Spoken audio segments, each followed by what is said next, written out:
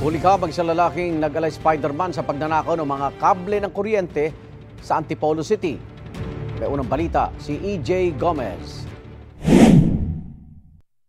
Kuha sa video pasado alas 7 ng umaga kahapon sa Barangay Mayamot, Antipolo, Rizal, ang isang lalaking nag-ala Spider-Man sa pader ng isang creek sa Sullivan Avenue. Kita ang pliers na nasa bibig niya habang siya'y nakakapit sa alulod ng bubong. Ang kanyang target, mga linya ng kuryente. May kasabwat pa umano siya na menor de edad. Ano yung ginagawa niyo dyan? Hoy! Ang lalaki di natinag sa unang pagsita ng residenteng nagvi-video. Hoy! Ano ginagawa niyo dyan? Ninanakaw yung wire niyo, oh. Bago tumakas, kitang pinutol ng lalaki ang wire. Ayan na, tumakbo na. Kwento ng saksi, inakala niyang nag-aayos lang ng linya ng kuryente ang dalawang lalaki. Nakita ko yung mama. Sabi ko, bakit ang aga nito na nagkukumpuni ng wire yung kapitbahay ko? But sabi ko, hindi yata naka-uniforme yung tao. So that was the time na I grabbed my cellphone and then kinunan ko ng video.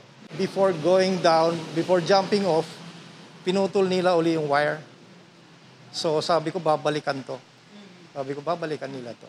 Nakunan din ng video ang paglabas mula sa creek ng menor de edad na nagsilbing lookout at ang 21 anyos na lalaki.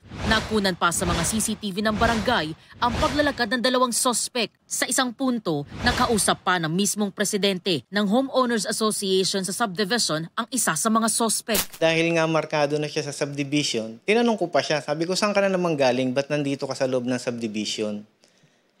Sabi niya, meron lang akong tiningnan na gagawin ko doon, pres. Dati na raw nangangalakal at nagnanakaw umano ang dalawa ng mga linya ng kuryente sa mga bahay sa creek. Anything na mabibenta nila para sa kalakal, kinukuha po nila. Sa follow-up operation ng otoridad, natunton ang hideout ng mga sospek. Nikot namin yung hideout nila, tsaka kung saan sila mga nagbabalat ng mga wire. Nakita namin ang daming mga foil na gamit pang drugs. Pasado alauna ng madaling araw kanina, naaresto ng mga otoridad ang lalaking menor de edad. Patuloy naman ang pagtunton sa lalaking nag-ala Spider-Man. Ito ang unang balita. EJ Gomez para sa GMA Integrated News.